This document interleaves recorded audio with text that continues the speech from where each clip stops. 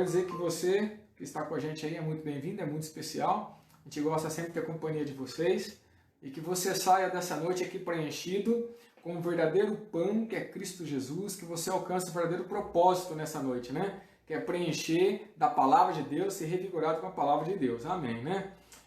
Nesse momento, então, para a gente começar aí, não delongar muito, fazermos uma oração. Então, feche seus olhos agora, vamos falar com Deus nesse momento. Oremos.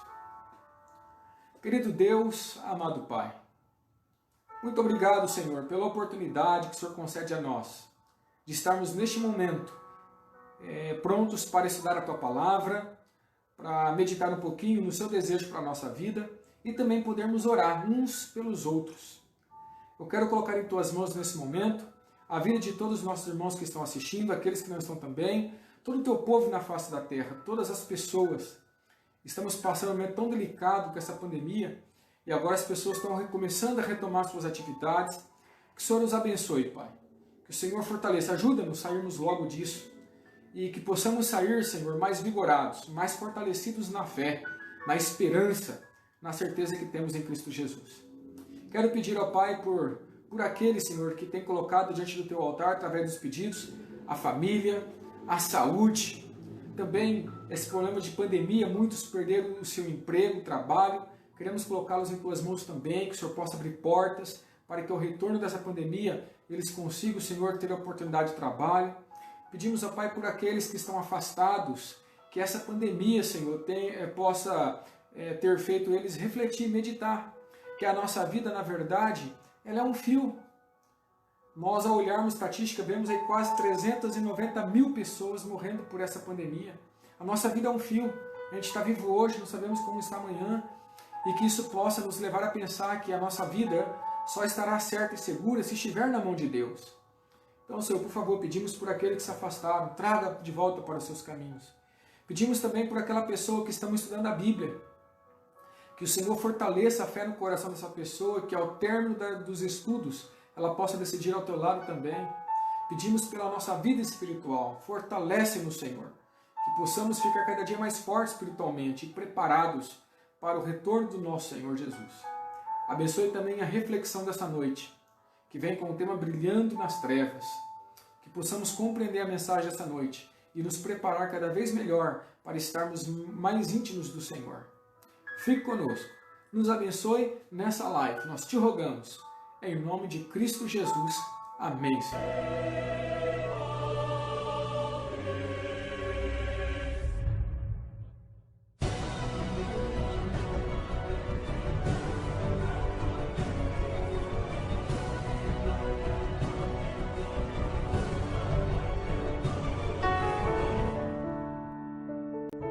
Bom, vamos para o tema dessa noite, então, Brilhando nas Trevas. O verso base da mensagem é 1 Tessalonicenses, capítulo 5, verso 5. O texto diz assim, portanto vós, todos sois filhos da luz e filhos do dia. Nós não somos da noite, nem das trevas. Então aqui o apóstolo Paulo está afirmando para a igreja de Tessalônica que eles são filhos da luz, do dia, não das trevas, nem da noite. Paulo está afirmando aqui. É uma convicção. Nós somos filhos da luz. Não há dúvidas na palavra do apóstolo Paulo aqui. Bom, Paulo, autor de 60% praticamente de todo o Novo Testamento, demonstra aqui, então, assim, de maneira muito enfática, em suas epístolas, a necessidade do preparo para a volta eminente de Cristo Jesus. Amém? Esse praticamente é a suma de todas as epístolas paulinas. O preparo para a volta de Jesus. Paulo tinha muito forte isso nos seus escritos, a volta de Cristo. E muitas vezes Paulo, para falar isso, ele usa figuras para apresentar suas mensagens. No caso aqui, ele usa a figura dos filhos da luz, filhos das trevas, e aqui ele vai buscar fazer uma comparação sobre essas duas figuras aí. Bom, a pergunta é, o que Paulo está querendo nos dizer? Que mensagem ele quer nos transmitir? Agora, outra pergunta é, qual a importância dessa mensagem? Nós vamos analisar então o contexto desse texto maravilhoso aqui que o apóstolo Paulo traz para nós. Bom, primeiro ponto que queremos enfatizar na fala de Paulo e que ele quer destacar. Antes éramos das trevas, filhos das trevas. Paulo coloca isso. Antes éramos trevas, filhos das trevas. Paulo, na Epístola aos Efésios, ele coloca a nossa condição ali, antes de conhecermos a Deus, qual que era a nossa condição. Ele coloca lá em Efésios, capítulo 5, verso 8. Paulo diz assim, ó, pois outrora, ou seja, antes, éreis trevas. Está dizendo, outrora antes éreis trevas. Porém agora sois luz no Senhor, amém? Andai, portanto, como filhos da luz. Agora ele fala de comportamento. Nós somos filhos da luz, então ande de acordo com o filho da luz, né? Se comporte igual um filho da luz. Efésios 5, verso 8. Antes éreis trevas, ele está dizendo. O nosso passado, antes de conhecer a Deus, de trevas. Quando Paulo diz assim, éreis trevas, Paulo coloca aqui a nossa condição. E que todo ser humano passa por essa condição antes de ter uma experiência com Deus, antes de conhecer a Deus. Antes eram trevas, ele está dizendo. Esta expressão é para demonstrar que o homem é sem Deus. Todo homem sem Deus, ele é trevas. Ou seja, sem um rumo definido na vida, sem uma vida sem propósito, uma vida sem esperança. Uma pessoa que vive nas trevas é uma pessoa que não tem um futuro certo. Ele pode até pensar que tem, né? Ele pode até pensar que tem, porque ele tem uma formação acadêmica, porque ele tem um bom trabalho, porque ele tem uma boa remuneração, porque ele trabalha numa multinacional. Aí ele pode dizer assim, bom, eu tenho um futuro. Dentro da concepção terrestre, ele tem um futuro. Mas dentro da concepção de salvação, ele não tem propósito, é sem esperança. Né? Tudo se fundamenta a este mundo. Assim são as pessoas que vivem nas trevas. E é a condição das pessoas antes de conhecer a Deus. Tudo está fundamentado neste mundo aqui. Né? O mundo da pessoa é este mundo. Né? E quando este mundo se acaba, tudo acaba com ele. Então é um mundo sem propósito, uma vida sem propósito, uma vida sem esperança. Nesta condição, o ser humano, então, diz lá em Efésios 5,11, se torna cúmplice das obras infrutíferas das trevas. Por que infrutífera? Porque embora a pessoa produza muita coisa, embora a pessoa, né, seja um destaque no mundo, mas a grande pergunta é, ela tem obras para a salvação? Né? A Bíblia até cita lá em Lucas, capítulo 12, se não me engano é o verso 20, que fala assim, o que adianta um homem ganhar o mundo inteiro e perder a sua alma, né? Aí fala assim, louco, essa noite pedirão a tua alma e o que você tem preparado, para quem será? Então você percebe? Muitos acham que tudo isso são frutos. Para esse mundo é. Mas aqui quando Paulo fala assim, ó, cúmplice das obras infrutíferas das trevas, como está lá em Efésios 5,11, o que ele quer dizer são obras para a salvação. Então a pessoa que tem essa condição de viver nas trevas, são pessoas que não têm obras para a salvação. Portanto é infrutífera. Não tem frutos que vai levá-lo para a vida eterna. Embora produza muito aqui, mas tem obras para a vida eterna? Essa é a grande questão que o apóstolo Paulo coloca. E aquele que está nas trevas não tem obras para a vida eterna. Eles não reprovam, quem está nas trevas não reprova essas obras infrutíferas, pelo contrário. Essas obras que são contrárias à salvação, eles vêem nessas obras o que? Prazer. É nisso que se agradam. Então os filhos das trevas buscam as obras das trevas. E quando eu falo obras das trevas, eu não estou dizendo obras ruins, criminosas, obras horrendas. Não. Tem muita gente que vive nas trevas e tem obras boas, que as pessoas olham, até consideram boas pessoas. A grande questão que queremos colocar aqui é o seguinte, as obras que a pessoa produz é para a salvação, para a vida eterna, e aí a gente fala de obras espirituais. Né? Não tem que ver só com obras deste mundo aqui, né? Tem que ver com obras espirituais. Obras espirituais. E lógico, se eu tenho obras espirituais, consequentemente eu vou ter boas obras também. Né? Mas as pessoas que vivem nas trevas, às vezes fazem obras que a Bíblia condena, mas elas continuam fazendo porque encontram nessas obras prazer. Né? Prazer. E nesta condição, qual é a consequência? É viver uma vida longe de Deus, afastada de Deus. Né? Pessoas então que vivem nas trevas, que ela tem uma vida longe de Deus como consequência, porque suas obras são infrutíferas. Não tem frutos para a vida eterna. Dentro do plano de Deus, então, ele visa o reino. Deus quer alcançar.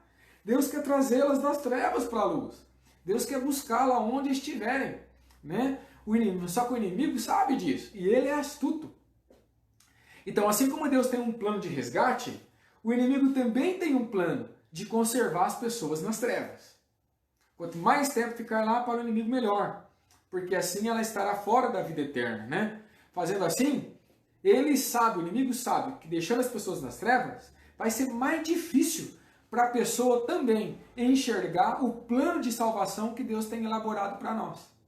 Quanto mais tempo nas trevas, mais difícil de ver o plano elaborado que Deus tem feito para a nossa salvação. Não vê.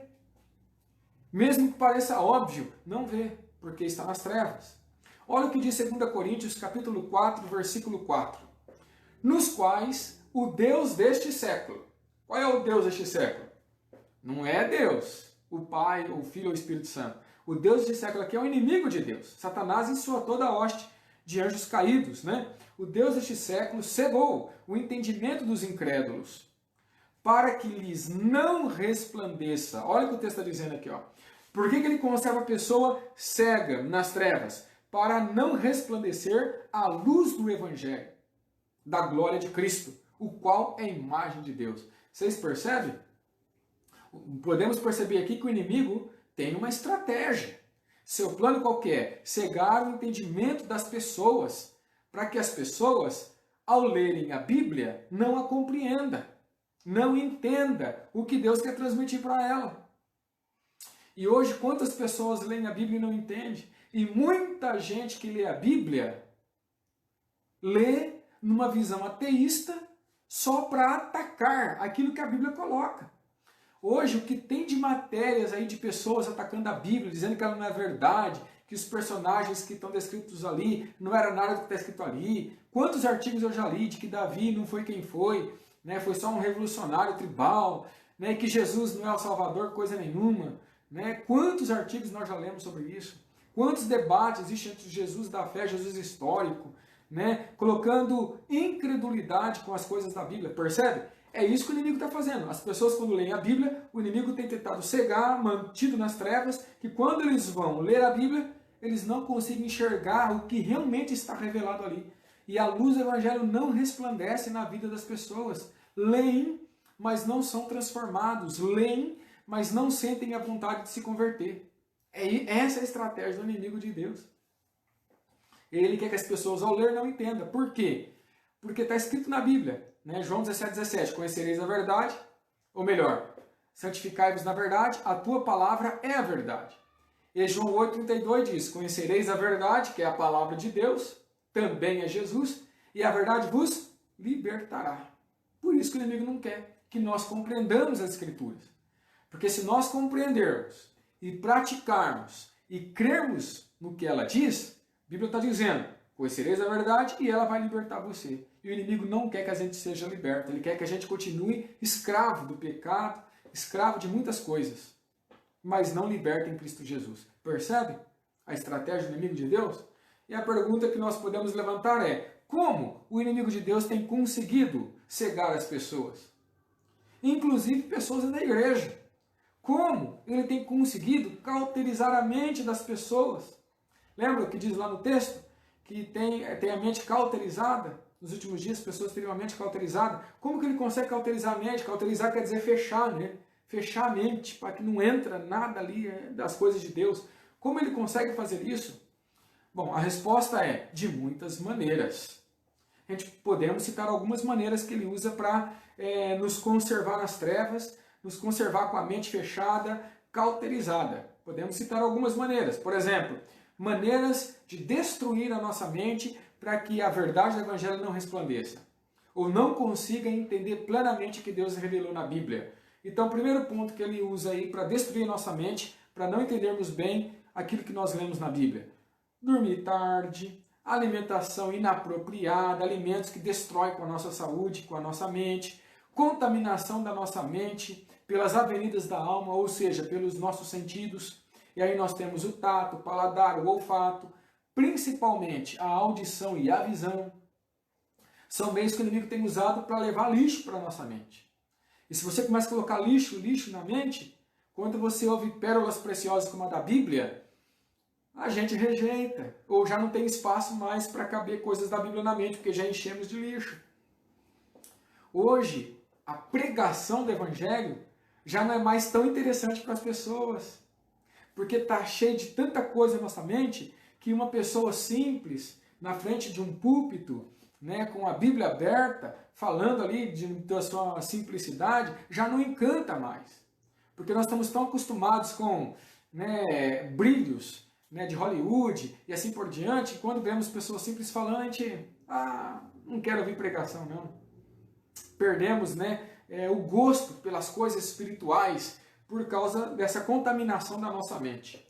Tradições, preconceitos, aí é algumas maneiras que o inimigo tem usado para fechar, cauterizar a nossa mente, para não resplandecer a luz do Evangelho. E tem muitos outros que poderíamos citar aqui, né? Tudo isto, queridos, está destruindo ou fortalecendo a nossa mente, a nossa moral. Então, tudo que nós fazemos com esses meios ou fortalece ou destrói, né, a nossa vida, a nossa mente. E são os meios muito eficazes que o inimigo tem utilizado para vencer esta guerra espiritual no coração das pessoas. O inimigo é astuto e tudo que ele puder usar, ele vai usar para deixar as pessoas longe de Deus, afastadas de Deus e perder a vida eterna. Lembra que o texto disse? Nos quais o Deus deste século cegou o entendimento. O que ele quer dizer com cegou o entendimento? O Deus deste século tem criado condições para que você não entenda. É isso que ele quer dizer. Ele tem criado maneiras para você não entender o quê? A luz do Evangelho. É isso que ele não quer, que você entenda a luz do Evangelho. Ele não quer isso. E para que ele consiga isso, ele vai arrumar 1000 maneiras de cegar as pessoas, de cegar a gente para realmente não compreender. O inimigo é assim que ele joga, é a estratégia dele, né? Veja então no que nós lemos aqui que o inimigo tem sim um plano bem específico, né, para cegar o entendimento das pessoas. E o objetivo? Não compreender a Bíblia, não resplandecer o Evangelho. Né? Se ele, né, a pessoa, não é iluminada com a luz do Evangelho, o que ocorre então? Ora, a luz do Evangelho vai trazer luz para a vida dele. Mas se ele não, o Evangelho é cegado, não compreende, então ele permanece nas trevas. Continua nas trevas, continua escravo dos prazeres, continua escravo do pecado, porque o Evangelho não alcançou o propósito, que é transformar a vida. E por que não alcançou? Porque o inimigo fechou o entendimento da pessoa para as coisas espirituais. Deus até quer entrar, até quer salvar, mas está tão lacrado com coisas que o inimigo colocou que é quase impossível de Deus entrar. O Evangelho, queridos, ele nos apresenta as boas novas de Cristo Jesus, né? Seu plano de salvação, tudo que ele pode fazer para nos tirar realmente das trevas. É isso que o Evangelho nos apresenta. Somente ele, Jesus, pode nos libertar do medo, da escravidão do pecado, da escravidão dos prazeres. Só Jesus pode. João, lá em João 8,36, escreveu assim, ó: se, pois, o Filho vos libertar, verdadeiramente sereis livres. Olha o que diz o texto. Se o Filho de Deus libertar você, você vai ser livre. Está escrito aqui na Bíblia. Se Jesus atuar a libertação na tua vida, você vai ser liberto. Conhecereis a verdade vos libertará. Jesus é a verdade, a Bíblia é a verdade. E ambos nos libertam. E o inimigo não quer que você entenda o Evangelho e que não seja íntimo de Jesus, porque ele quer que você continue escravo, cego, sem compreender o Evangelho. Quantos hoje vivem no mundo que estão presos em ideais, em tabus, em preconceitos, em tradições, traumas e muitos outros meios. E que tudo isso os impede de serem livres, de serem felizes, porque é isso que o inimigo quer. A boa notícia? Jesus pode libertar você. E se Jesus te libertar, verdadeiramente você será livre. Está escrito, não é o apóstolo que está dizendo, está lá em João 8,36. Se Jesus libertar você, verdadeiramente sereis livres. E ele quer libertar. E para buscarmos essa libertação, precisamos buscar através da luz do Evangelho. Para que a luz do Evangelho resplandeça na minha vida. E aí eu busco então essa transformação dia a dia. E vou sendo dia a dia liberto. Né? Liberto do quê? De ideais, tabus, preconceitos, tradições, traumas e assim por diante.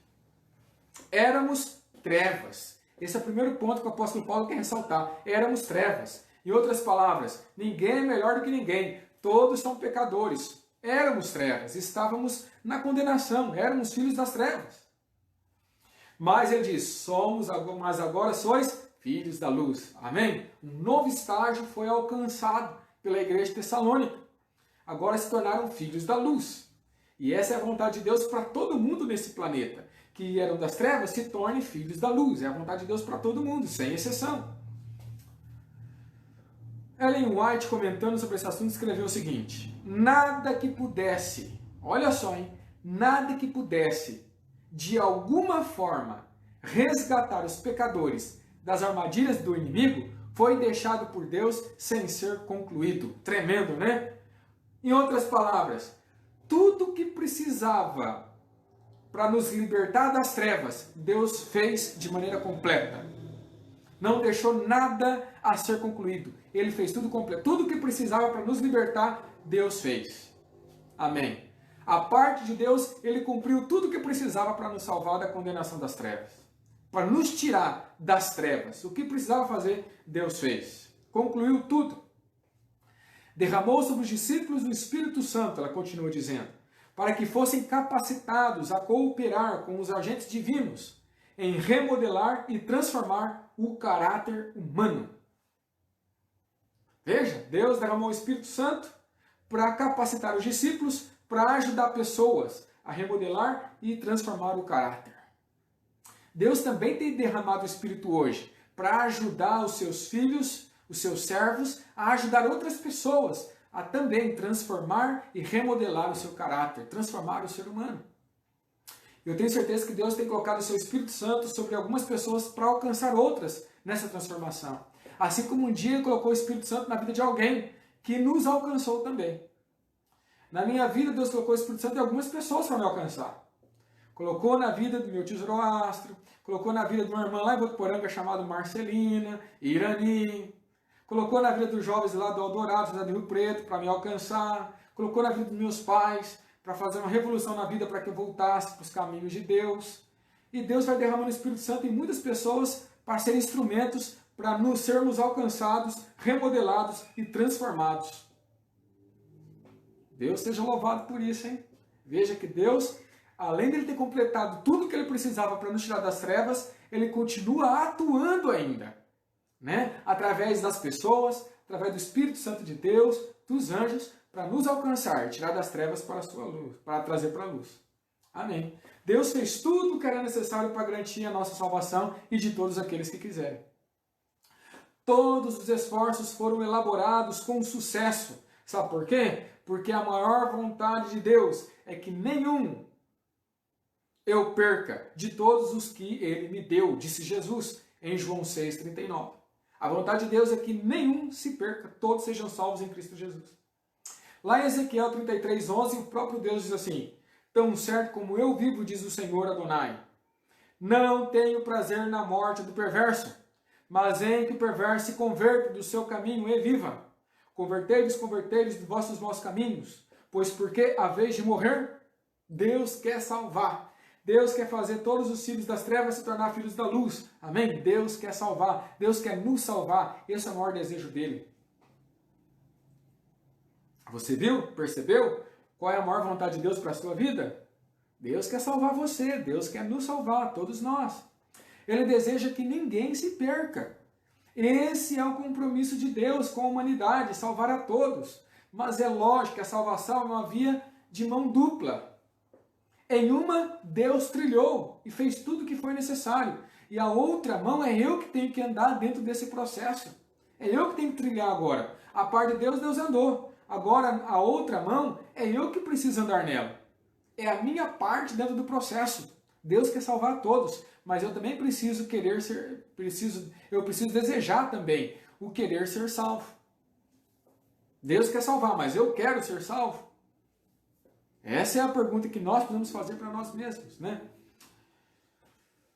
A grande pergunta é: quantos de nós está disposto a entrar nesse processo chamado salvação, né? De querer me tornar filho da luz? A grande pergunta agora que queremos fazer para continuar a mensagem é: como é ser um filho da luz, né?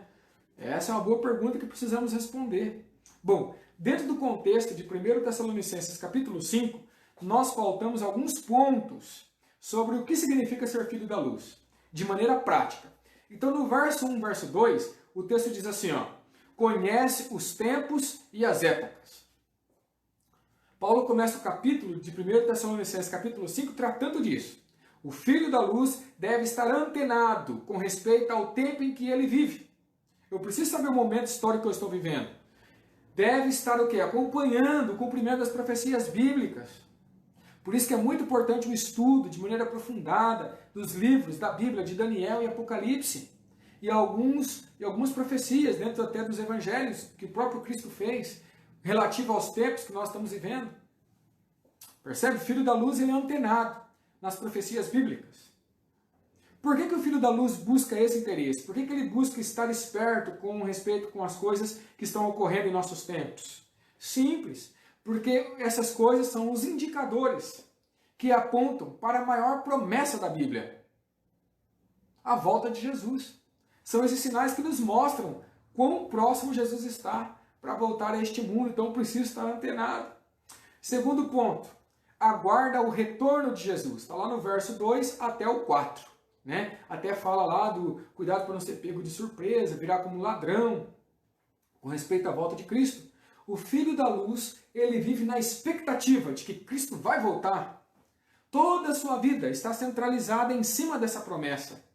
Embora viva no mundo, não tem como tirarmos daqui, o próprio Jesus em João 17 falou, não peço que tires do mundo, mas livrar-nos do mal, nossa vida é aqui.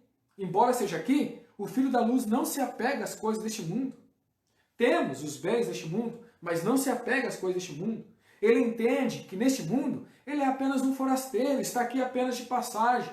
Ele sabe que o seu verdadeiro lar ainda está no futuro, está por vir. Cristo foi preparar para nós. Quando estiver prontinho, ele vai voltar e vai nos levar para esse lugar que ele tem preparado, que será o nosso verdadeiro lar, que é algo que está no futuro. Não é nesse mundo aqui. Sendo assim, a sua vida deve refletir essa crença, essa expectativa da volta de Cristo. Quantos no mundo se diz cristãos, mas quando olhamos para a vida das pessoas que se dizem cristãos, nós observamos que o estilo de vida que elas levam diz, na verdade, outra mensagem. Que não estão aguardando a volta de Jesus, estão apegos às coisas materiais, brigam por causa de coisas materiais, brigam por causa de dinheiro, e por causa de dinheiro perde amizade, e não sei o quê, por causa dos bens deste mundo. Coisas que todos nós deixaremos. Aguardar o retorno é estar de acordo, é viver de acordo com essa expectativa. Aguardar a volta de Jesus é viver de acordo com essa expectativa, com essa promessa. Terceiro ponto, vive em constante vigilância e não dormindo. Está lá no versículo 6 e 7. Uma palavra que aparece muito na Bíblia, principalmente ligada à promessa da volta de Jesus, é a palavra vigiai. Aparece muito na Bíblia. Ela aparece nas narrativas, nas parábolas, em profecias e alguns outros tipos de literatura dentro da Bíblia. Se tem um aspecto importantíssimo quando falamos da volta de Jesus, é vigiar, é não dormir. Vigiar é a condição para que o Filho da Luz não seja pego de surpresa quando nosso Senhor Jesus voltar. Amém? Preciso estar vigiando. Assim, a linguagem de vigiar está relacionada também à ideia de sentinela. Sentinela é aquela pessoa que ficava nos muros das cidades fortificadas para ver se algum inimigo se aproximava. E se aproximava, ele dava o sinal de alerta e então o povo se preparava para receber o inimigo. O cristão hoje que vigia, a ideia é essa, ele está antenado, ele está olhando para ver quando o inimigo quer assaltar, porque se o inimigo assaltar, ele estará pronto para vencer o inimigo e se manter fiel até a volta de Jesus e pronto para quando Jesus voltar. Então, o Filho de Deus é aquele que vigia. Agora, escuta o que eu vou te dizer. Nós falamos na igreja tanto esse assunto, não é verdade? A gente não fala muito assim da volta de Jesus, tem que vigiar, a gente fala na igreja, fala nas lives, nas reflexões, numa meditação. A gente fala bastante sobre esse assunto. Jesus está voltando, vigiai. No entanto, escuta o que eu vou dizer, no entanto, muitos que já ouviram essa mensagem, muitos que dizem que estão cansados de ouvir essa mensagem, serão pegos de surpresa. Serão pegos de surpresa. Sabe por quê? Por acharem muitas vezes que a volta de Jesus vai demorar ainda, porque olha, desde meu tataravô já falava da volta de Jesus, hoje meu pai falava, né? Hoje eu estou falando, hoje meu filho está aprendendo da volta de Jesus e ele não vem ainda. Então vai demorar muito. Ainda tem muita coisa para se cumprir na profecia bíblica. E aí, porque acha que vai demorar muito, vai levando a vida de qualquer jeito, né? Outros já têm a sua crença nisso, talvez já um pouco mais esmorecida. Sabe por quê? Porque, como foi dito anteriormente, né? Vai passando o tempo, isso, aquilo, outro, as coisas... Tem muita coisa na profecia bíblica ainda para acontecer, né? Muitas coisas para ter andamento. Paulo já dizia que Jesus ia voltar no dia dele, já há quase 2000 anos, não veio ainda. E aí muitos já começam a perder a crença na volta de Jesus. Será mesmo que vai voltar? Porque está demorando tanto, né? Tantas pessoas já disseram e até agora nada. Será mesmo que Jesus vai voltar? E sabe, essas coisas têm levado as pessoas a levarem a vida no banho-maria. Ou como diz aquele cantor, né? Tem deixado a vida levar. E tem levado a muitos de qualquer maneira, né? E acreditem, não são poucos os que estão vivendo assim. E, portanto, não são poucos que serão surpreendidos quando Jesus voltar. Infelizmente. Quarto item que o apóstolo Paulo coloca sobre os filhos da luz é aquele que ama seu irmão. Lá em 1 João 2, verso 11, melhor, né? É João que disse agora essa ideia. 1 João 2,11 diz assim, ó, aquele, porém, que odeia seu irmão está nas trevas, e anda nas trevas, e não sabe para onde vai, porque as trevas lhe cegaram os olhos. Forte isso aqui, né? Pesado a palavra aqui de João. Os filhos da luz são aqueles que amam seus irmãos. Eles entendem que pertencemos a uma mesma família. E entendem que seres humanos são falhos, imperfeitos, pecadores, que erram muitas vezes. Eles entendem isso. E como eles entendem isso, eles superam e amam. Graças a Deus que Deus criou uma palavra chamada perdão. Perdão é a chance do recomeço. É o início, né, de uma nova etapa entre duas pessoas que se ofenderam. O perdão dá a chance de recomeçar. E nós precisamos vivenciar isso na nossa vida, o perdão e o recomeço. Porque filhos da luz são aqueles que amam o seu irmão. Se eu não amo meu irmão, então o texto está dizendo que eu estou nas trevas e ando nas trevas. Porque quem vive nas trevas não ama seu irmão.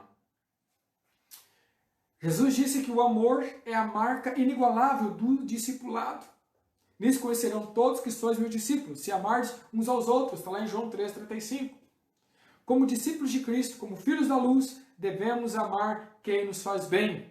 Mas também devemos amar aquelas pessoas que nos odeiam, que não gostam da gente ou que nos desejam mal.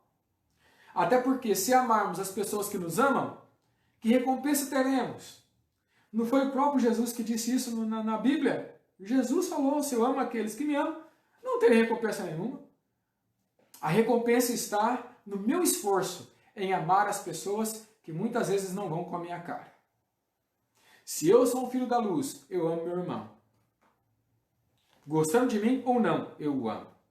E sabe, se nós levássemos a sério essa palavra, quantos desentendimentos, rixas na igreja não existiriam, não é verdade? Porque pessoas que se amam não brigam, não tem rixas, não tem panelinha, eles se amam. Quando nos tornamos filhos da luz, Deus nos dará poder, queridos, ou nos dá poder para vivermos assim, e somente através do Espírito Santo de Deus é que conseguiremos fazer a vontade dele, inclusive nesse aspecto do amor aos outros. Só em Deus nós conseguiremos. Amém? Esses são os pontos daqueles que são filhos da luz. Que Deus nos fortaleça, porque éramos trevas, agora somos da luz. Então andemos de acordo com os filhos da luz. E andar de acordo com os filhos da luz é seguir esses pontos práticos na nossa vida. É colocar em prática esses pontos que foram ressaltados aqui. Bom, vamos agora para a terceira parte última da mensagem. Trazer os filhos das trevas para se tornarem filhos da luz. E aí é o desafio para todos aqueles que hoje são filhos da luz. Aí está o desafio. É a missão. Agora, Deus não nos chamou das trevas para a luz de maneira vã. Não. Ele não nos chamou para ficar desfrutando da luz de modo egoísta. Não, eu estou na luz, tá bom. Eu estou na luz é o que importa. Isso é egoísmo. Deus não nos chamou das trevas para a luz para agirmos assim. Né? Veja o que Pedro colocou lá na sua primeira epístola, 1 Pedro capítulo 2, verso 9.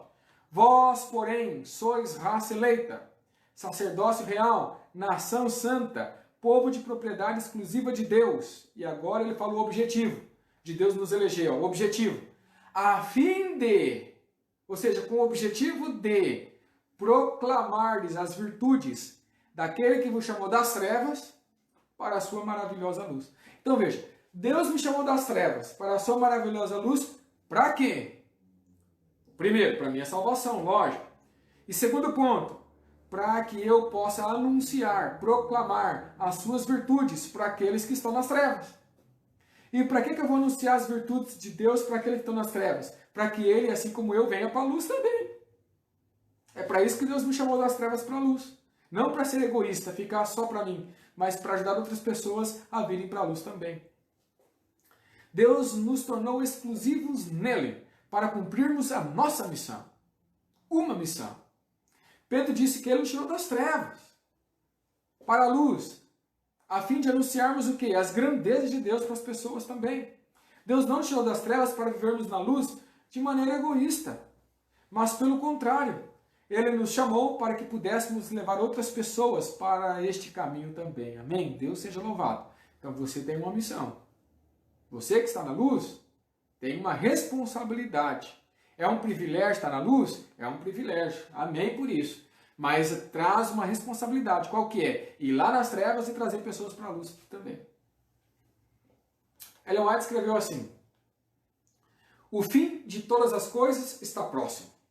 Deus está impressionando toda a mente susceptível de receber as impressões do seu Espírito Santo. Ele está enviando mensageiros, ou seja, filhos da luz, né? Que possam dar advertência em cada local.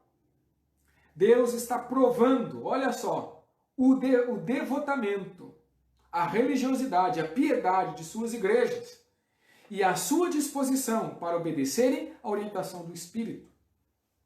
O conhecimento deve ser aumentado. Os mensageiros do céu devem ser vistos correndo de uma parte para outra, buscando por todos os meios possíveis advertir o povo dos juízos vindouros e apressar as boas novas de salvação por nosso Senhor Jesus Cristo. A norma da justiça deve ser elevada. O Espírito de Deus está impressionando o coração dos seres humanos. E os que são sensíveis à sua influência também se tornarão luzes no mundo. Deus seja louvado, amém, né? Em toda parte eles serão vistos saindo para comunicar a outros a luz que receberam, como sucedeu após a descida do Espírito Santo no Pentecostes. E ao deixarem sua luz brilhar, recebem mais e mais poder do Espírito. A terra é iluminada. A terra é iluminada. Cadê aqui? Me perdi aqui. Cadê? A terra é iluminada com a glória de Deus. Amém? A terra é iluminada com a glória de Deus. O texto está na Review and Herald, 16 de julho de 1895. Que mensagem! Que mensagem! Deus nos chama, né, de maneira imprescindível, controlados pelo Espírito Santo de Deus, para corrermos em todas as partes, buscando pessoas para se tornarem luzes no mundo também. Essa é a missão dos filhos da luz. Deus não nos chamou para ficar parado, mas nos chamou para uma missão. Deus nos chama a fazer parte dos filhos da luz. E todos que fazem parte, Ele diz, tem uma missão para você. Tem uma missão para você anunciar para o mundo. Suas mensagens precisam ser levadas para que outros tenham também a oportunidade de saírem das trevas para a sua maravilhosa luz. Sabe o que eu fico pensando? Quase 390 mil pessoas morreram por causa desse Covid-19. E eu pergunto, dessas 350 mil pessoas, quantas estavam preparadas para encerrarem sua vida aqui nessa terra? Que receberam a luz do Evangelho, que aceitaram a luz do Evangelho, que aceitaram a Cristo na vida e foram transformados por essa mensagem. Quantos desses 390 mil pessoas? Percebe? A responsabilidade que tem em nossas mãos. Um dia alguém foi usado para alcançar você. Amém? Hoje, Deus quer usar você para alcançar outros. Então, o que vamos responder para Deus diante desse chamado como filhos da luz, né? Bom, eu não conheço você. Ou talvez você aí eu conheça. Não de maneira profunda, intensa. Mas uma coisa eu sei. Deus, que conhece você melhor do que ninguém, quer que você estude mais a Bíblia, quer que você o conheça mais intimamente, quer que você se torne um filho da luz. Não importa a sua luta, não importa os seus problemas, não importa os obstáculos, seus traumas, Ele quer ser o seu Deus. Ele é a fonte da luz. Veja o que João 8,12 diz, as palavras do próprio Cristo. Eu sou a luz do mundo, Jesus disse. Quem me segue não andará nas trevas, pelo contrário, terá a luz da vida. Jesus diz, eu sou a luz do mundo. E uma vez que nós aceitamos a Jesus, decidimos segui-lo, que é a luz, desejamos ser moldados por Ele, agora Ele olha para nós e diz assim, se nós o aceitamos, né? Vós agora sois a luz do mundo. Quando o aceitamos, nos tornamos luz. Ele diz, vós sois a luz do mundo. Não se pode esconder a cidade edificada sobre um monte. Está lá em Mateus 5,14. Assim que você, já que você é luz, assim brilhe a vossa luz diante dos homens, para que vejam as vossas boas obras e glorifiquem a vosso Pai que estás nos céus. Mateus 5, verso 16. Jesus é a luz do mundo. Se eu aceito, você se torna luz. E aí você se torna luz, agora ele fala que a sua luz brilhe diante dos homens. Veja que é um processo, né? Ele é a luz, a fonte. Eu vou à fonte e me torno luz. E eu me torno luz para quê? Para que brilhe diante dos homens, para que aqueles homens também se tornem luzes diante de Deus. Este é o chamado de Jesus para cada um de nós, para cada um. Se formos a fonte de luz, Jesus Cristo, Ele nos fará também a verdadeira luz que iluminará todo mundo. Agora eu pergunto para você, quando a luz ela é mais necessária? Quando a luz é mais necessária? A resposta é simples. Quando maior for as trevas, mais importante se torna a luz. Quanto mais for as trevas, mais necessária se torna a luz. E eu pergunto, que momento é este que nós estamos vivendo hoje no nosso mundo? Estamos vivendo no maior período de trevas do nosso planeta. Está muito escuro o nosso mundo aqui. Escuro de promiscuidade, escuro de violência, criminalidade, escuro pela baixa moral, corrupção. E é hora de você se transformar na luz que Deus deseja. E fazer a diferença nesse mundo, brilhar nesse mundo escuro, amém? É isso que Deus espera de nós hoje. Por isso eu pergunto para você nessa noite, quem hoje gostaria de dizer para Deus assim, Senhor, estamos vivendo em um período difícil no nosso planeta. O amor, a compaixão, a bondade, a misericórdia são elementos hoje raros no nosso mundo.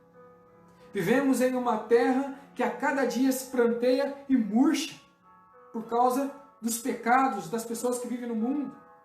Estamos vivendo em um momento de densas trevas em nosso planeta.